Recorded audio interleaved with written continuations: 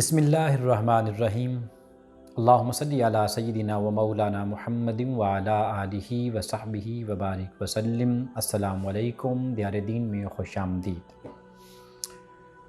معزز ناظرین، نماز اللہ تعالیٰ نے اپنے محبوب صلی اللہ علیہ وآلہ وسلم کی ذات گرامی کو معراج کی شب اپنے پاس بلا کر یہ تحفہ عطا فرمایا۔ قرآن پاک میں سب سے زیادہ جو حکم دیا گیا وہ نماز کا ہی دیا گیا۔ اب نماز کا جب حکم آیا تو صحابہ کرام رضوان اللہ علیہم اجمعین نبی صلی اللہ علیہ وآلہ وسلم کی بارگاہ مقدسہ میں حاضر ہوتے ہیں، عرض کرتے ہیں یا رسول اللہ صلی اللہ علیہ وآلہ وسلم، یہ فرمائیے کہ ہم نے نماز کس طرح پڑھنی ہے اور کب پڑھنی ہے۔ قرآن پاک میں اس کا اللہ پاک نے کوئی حکم نہیں دیا، یہ کب پڑھیں، کیسے پڑھیں، کتنی رکعت پڑھیں اور کب رکوع کریں، کب سجدہ کریں، کیا پڑھنا ہے نماز میں، کوئی حکم قرآن پاک کے اندر یہ نہیں ملتا۔ اب یہ سارے کا سارا حکم کہ نماز کی ادائیگی کیسے ہے، کس طرح سے کرنی ہے، یہ ساری کی ساری نبی صلی اللہ علیہ وآلہ وسلم کی ذات گرامی نے ہی ہمیں سکھائی، صحابہ کرام کو اس کی تعلیم دی اور صحابہ کرام سے آگے ہم امت تک پہنچی۔ نماز فجر کے حوالے سے ہم یہ پہلے عرض کر چکے ہیں کہ اس وقت نماز فجر کیوں رکھی، اس میں سائنسی حکمتیں کیا تھیں، میڈیکل کے حوالے سے اس میں کیا خاص حکمت تھی، وہ ہم اس کو بیان کر چکے ہیں۔ ابھی ہے کہ نماز کے قیام میں سائنسی حکمتیں کیا ہیں، اس کے دوسرے جو اس کی مذہبی حکمتیں ہیں اور اس میں تصوف کیا ہے وہ ہم بعد میں اس کو رکھیں گے، مگر فی الحال یہ جو آج کی ہم اگلی ایک دو نشستیں جو ہوں گی ہماری وہ اسی ٹاپک پر ہی ہوں گی کہ نماز کے قیام میں وہ طبی فوائد کیا ہیں، نماز کے رکوع کے کیا ہیں، نماز کے سجود کے کیا ہیں اور نماز کے سلام کے کیا ہیں۔ ایک چیزیں نشین رکھیں کہ یہ جو ہم ایکشن کرتے ہیں کسی اور امت میں اس طرح کے ایکشن نہیں تھے۔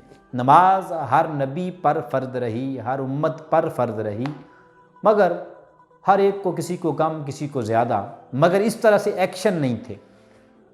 یہودی آج بھی نماز پڑھتے ہیں، عیسائی آج بھی پڑھتے ہیں، مگر جس طرح امت مسلمہ کو نبی صلی اللہ علیہ وسلم نے تعلیم دی یہ نہیں تھی۔ یاد رکھ لیں، نماز میں جہاں پہ اللہ کی ذات کے ساتھ قرب ہے وہاں پہ انسان کی صحت کا خیال رکھتے ہوئے نبی صلی اللہ علیہ وسلم نے اس کو اس طرح سے ادا کیا کہ میری امت کا اللہ کی ذات کے ساتھ تعلق بھی جڑے اور ساتھ ساتھ انسان کو صحت بھی ملے، میری امت کو صحت بھی ملے۔ آئیے سب سے پہلے ہم جو قیام ہے اس کے فوائد پر بات کرتے ہیں۔ اچھا، نماز کے ایکشن میں جو پہلی چیز ہے وہ ہے قیام۔ اب قیام کا مقصد کیا ہے اور اس کے طبی فوائد کیا ہیں اس کو سب سے پہلے آپ سامنے رکھیں۔ بھئی سب سے پہلے تو ہم اگر اس کو مذہباً دیکھیں اور اللہ پاک کی ذات کے ساتھ ایک تعلق کو دیکھیں وہ تو ٹھیک ہے، ایک سمجھ آتا ہے، ہر بندہ ہی بتائے گا کہ جب آپ کسی بڑی بارگاہ میں کھڑے ہوتے ہیں تو جی وہ وہاں پہ ادب کا تقاضا ہے، اس طرح سے آپ کھڑے ہوں تو یہ وہ سارا کچھ بجا ہے۔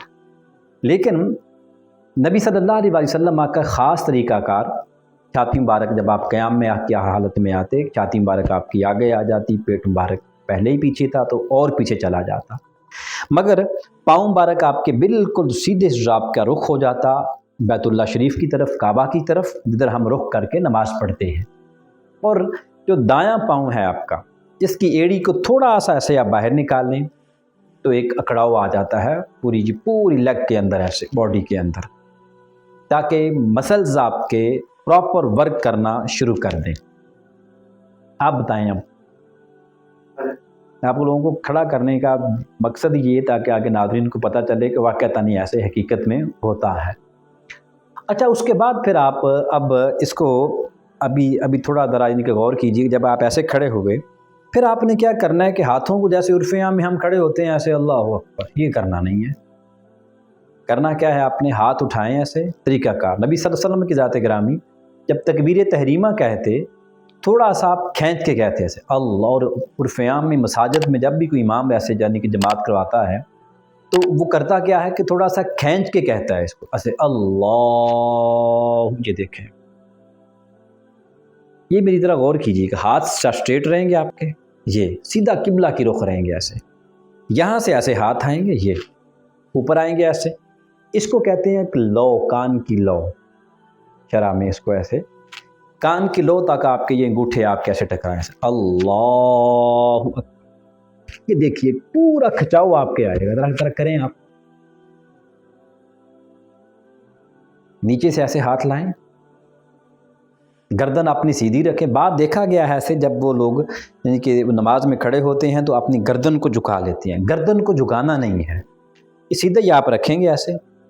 اکڑاؤ ہے ٹانگ کے اندر بھی، اپنے ہاتھ اٹھائیں گے ایسے آپ اللہ. یہ دیکھیں یہ کھچاؤ آئے گا سارا. گردن آگے نہیں کرنی، گردن ادھر اسٹریٹ رہے گی. جیسے ہی اب آپ کہیں گے نا ایسے اللہ اکبر. اب دیکھیں اسے تھوڑا سا کھینچ کے اسے پکڑنا ہے، جیسے آپ کسی چیز کو مضبوطی کے ساتھ، بیلی بٹن کے اوپر آپ کا ہاتھ ہے، ناف کے اوپر، اس کو آپ نے یوں طرح سے اس طرح سے پکڑ لینا ہے یہ 3 انگلیوں کے ساتھ. اب بتائیں یہ چیز ایک ٹائٹ ہوئی ہے ساری، کھچاؤ پڑ رہا ہے نا. ابھی ریسنٹلی جو میڈیکل کی اس نئی جو اس ٹائم ریسرچ ہے اس کے مطابق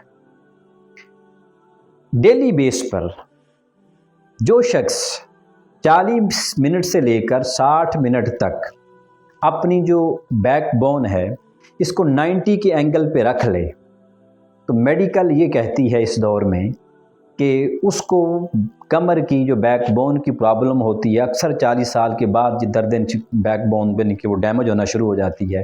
میڈیکل اس دور میں یہ کہتی ہے کہ نہیں ہوتی، لیکن رکھیں اسے کیسے آپ 90 کے اینگل پہ. آپ کبھی بھی دیکھیں اپنے گھر میں جو بزرگ ہیں ان کے جب کمر میں پین اٹھتا ہے تو ان کو آپ ڈاکٹر کے پاس لے کر جائیں تو ڈاکٹر ان کو پہلا کام کیا کرتے ہیں، کہتے ہیں بھی اپنے بیٹھنے کے اینگل سیدھا کریں. پھر اگلی بات انہیں کیا بتاتے ہیں کہ نہیں بیٹھ سکتے تو بیلٹ اب باندھیں آپ کہ آپ کی بیک بون سٹریٹ رہے. پھر اس سے ہوتا کیا ہے، سٹریٹ رکھنے سے ایک عادت بن جاتی ہے. اب جب آپ پہلا فائدہ نماز کا، آپ کے مسلز کی پوری ورزش ہو رہی ہے ساری کی ساری، ٹھیک ہے، آپ کی ٹانگوں کی ورزش ہو رہی ہے، سیدھے ہو رہے ہیں، پھر آپ کی بیک بون سٹریٹ رہے. اب دیکھیں 1400 سال قبل تاجدار کائنات صلی اللہ علیہ وسلم کی ذات گرامی نے ہمیں اللہ کی بارگاہ میں حاضری بھی ساتھ جسم کی انسان کی صحت بھی ساتھ اس کا بھی خیال رکھا کہ جانتے تھے امت میری سستی کرے گی، یہ ہوگا. پھر آگے پھر یہ بھی دیکھ رہی تھی نگاہ وہ نبوت کہ آگے والا زمانہ ایسا آئے گا کہ میری امتی سارے کے سارے بیزی ہوں گے، مصروف ہوں گے، ٹائم نہیں ہوگا. تو فرمایا صرف تم نماز کو صحیح معنوں میں ادا کرتے جاؤ، اللہ کے ساتھ تعلق بھی بحال رہے گا اور تمہیں تمہارے جسم کی صحت بھی ملتی رہے گی. دیکھیں نا پھر سے ایک بار دیکھ لیں آپ ناظرین بھی اسی طرح سے ذرا غور سے دیکھ لیں. دیکھیں ہاتھ ایسے اٹھائیں گے آپ اللہ اکبر. جیسے ہی آپ اللہ اکبر کر لیں نگاہیں فوراً جہاں پہ آپ نے سجدہ کرنا ہے وہاں پہ ایک پورا اکڑاؤ آ جاتا ہے. یوگا میں کیا ہوتا ہے وہ سارا یہی تو ہوتا ہے. ایک آدھے وہ نرو کو پکڑتے ہیں، اس کو بیٹھ کے وہ لوگ بیٹھ جاتے ہیں ایسے، اس کے بعد پھر آگے لگے رہتے ہیں. تو یہی آپ نے سٹائل ہے. اس میں بھی آپ آتے ہیں اللہ کے ساتھ، ذات کے ساتھ آپ کا ایک تعلق. وہ کہتے ہیں نا یوگا میں کہ دھیان اپنا ختم کریں، ایک طرف رکھیں. تو ادھر آپ کیا ہوتے ہیں، مالک کی ذات کی طرف دھیان.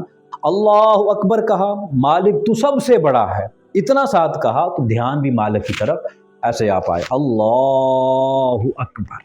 یہ اب یہ ذرا کمر کا بھی ساتھ اینگل دیکھیں کہ بیک سے کمر آپ کی جب 90 کے سیدھے آپ کھڑے ہوں گے تو آپ کا یہ سٹائل ہوگا، یہ اللہ اکبر. جب آپ یہاں باندھیں گے تو پیٹ میں اندر ایک طرف کھچاؤ جائے گا ایک پیٹ کا. اب جب پیٹ کی آپ ایکسرسائز کرتے ہیں پیٹ کم کرنے کے لیے، یا تو لیٹ کے آپ کیا کرتے ہیں پیچھے ہاتھ رکھ کے اوپر اٹھاتے ہیں یا ادھر سے اٹھاؤ کیا، تاکہ پیٹ کی جو آپ کی یہ جو آپ کا گوشت ہے، ماس ہے، اس کو ذرا کھچاؤ پڑے. ایسے آپ پڑھیں ذرا، مجھے ایمان سے بتائیے گا ایسے یہ کھچاؤ کتنا پڑتا ہے ایسے. بچے یہ جو ہے نا یہ ہاتھ پہ، اس ہاتھ پہ ایسے ہاتھ ان دونوں کے ساتھ یہ پکڑنا ہے، ان 3 انگلیوں کو یہاں رکھنا ہے. اب چھاتی کو سامنے رکھیں، اس کو اب بتائیں पेट पे खिंचाव पड़ रहा है नहीं पड़ रहा। अब ये आप अगर एक्सरसाइज पार्क में जाकर डेली बेस पे 15 से 20 मिनट अगर आप पेट को ऐसे आप देते हैं, उससे पेट कम होता है, तो इससे भी आपका पेट भी कम होगा, कमर भी आपकी सलामत रहेगी, बैकबोन भी आपकी सलामत रहेगी। अब नमाज में रखते हैं टोटल कितनी हैं? 47 या 48 बनती हैं टोटल 5 नमाजों में। एक रकत में आप 1 मिनट भी खड़े रहें तो 48 47। मेडिकल साइंस क्या कहती है? 40 मिनट से लेकर 60 मिनट तक।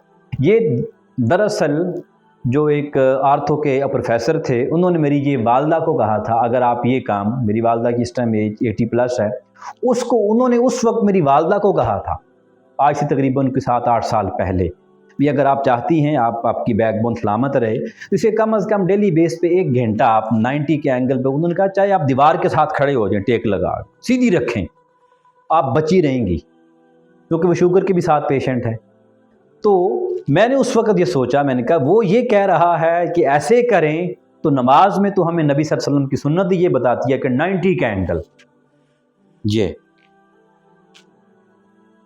ठीक है। ये आ गया जी आपका क़याम। फिर हम जो रुकू है उस पर हम नेक्स्ट गुफ्तगू करेंगे।